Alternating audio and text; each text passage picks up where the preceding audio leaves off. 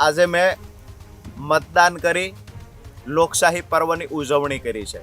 ગુજરાતના તમામ મતદારોને વિનંતી, સ્થાનિક સ્વરાજની ચૂંટણી, મહાનગરપાલિકા, નગરપાલિકાની અને અન્ય જગ્યાએ ક્યાંય પેટા ચૂંટણીઓ હોય, તમામ જગ્યાએ વધુમાં વધુ મતદાન કરી લોકશાહી પર્વની ઉજવણી આપ સૌ સાથે મળીને કરીએ। અને જે લોકશાહીના પર્વની ઉજવણી કરવાની છે એમાં સૌ સાથે મળી વધુમાં વધુ ઐતિહાસિક મતદાન થાય એ માટેના આપ સૌ પ્રયત્ન કરો। હજુ સુધી તમે અમારી ચેનલને સબસ્ક્રાઇબ નથી કરી તો અત્યારે જ ન્યૂઝરૂમ ગુજરાતને સબસ્ક્રાઇબ કરો, ફેસબુક અને ઇન્સ્ટાગ્રામ પર ફોલો કરો।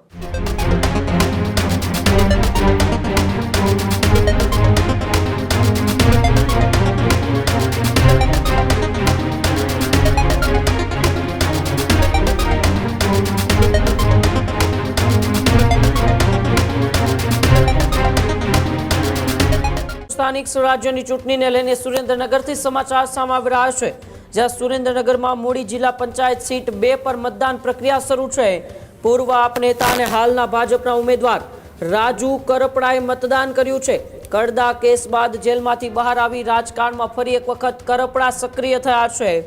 ભાજપમાં જોડાયા બાદ પાર્ટીએ તરત જ 48 કલાકમાં તેમને ટિકિટ આપી હતી। મૂડી સીટ 2 પરથી ઉમેદવાર તરીકે ચૂંટણી મેદાનમાં રાજુ કરપડા છે। મતદાન મથક પર પહોંચીને મતાધિકારનો પણ ઉપયોગ કર્યો છે।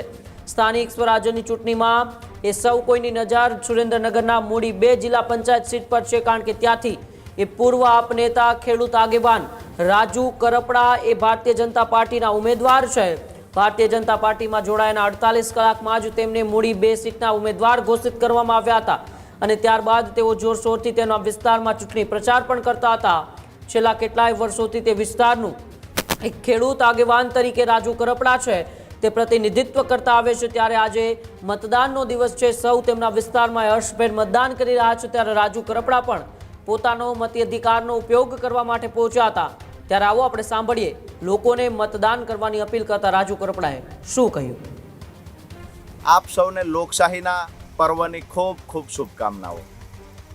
આજે મેં મતદાન કરી લોકશાહી પર્વની ઉજવણી કરી છે।